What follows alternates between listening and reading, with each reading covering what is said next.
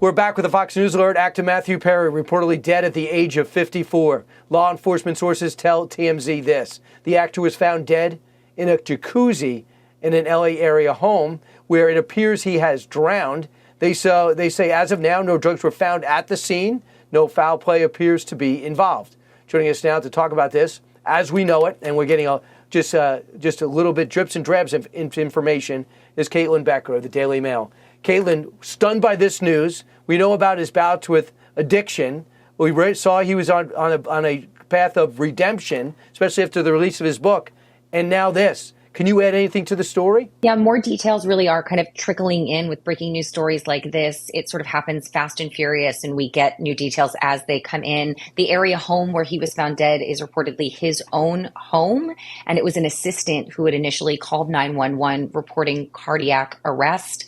From what we understand, this was first reported by TMZ, but several outlets, including us, have confirmed it in that time. And from what we understand, he'd spent the morning very active, playing pickleball for a few hours, came home, sent his assistant out on an errand, and when the assistant returned a few hours later, found him in an apparent dire condition. I don't know if he was dead at that point or suffering some sort of heart attack, but he was found in the jacuzzi. What's unclear is whether or not he was just in the jacuzzi when he died or had drowned in the jacuzzi. So there's quite a few questions there. And DailyMail.com has spoken to a longtime friend of Matthew Perry's and someone who was in recovery with him, who said he spoke to Matthew Perry just a few weeks ago and he sounded upbeat and sober and great. So this came as a really big shock to even people in his inner circle. I think there are fears among people who knew him and, of course, people who are fans of him that he could have potentially relapsed. But according to this source that we had who knew him pretty well, the last time he spoke to him,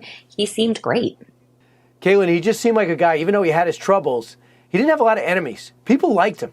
I mean, I never had a chance to meet him or interview him, but he's likable on camera, and evidently to his friends, people were pulling for him rather than, you didn't hear those stories about him being a bad guy. You really didn't. You actually heard quite the opposite. People just reported time and again what a wonderful person he is. That friend who we spoke to repeated just those exact sentiments and said that Matthew was always the first person to welcome someone into the group, to volunteer to help them out, to really, have open arms. And the cast on the show was always fiercely, fiercely protective over him. And we know that throughout almost his entire time on Friends, he suffered from opioid addiction and alcoholism. And at one point said he doesn't even remember 3 seasons of the show. It's just a kind of a black hole in his memory. And in spite of that, his castmates he was so beloved. They loved him so much. Anyone who's worked with him that has spoken out has only had wonderful, wonderful things to say about him. And it just seems like throughout his entire life, he really suffered with a lot of demons, as well as a lot of health problems that resulted from his addiction. Right.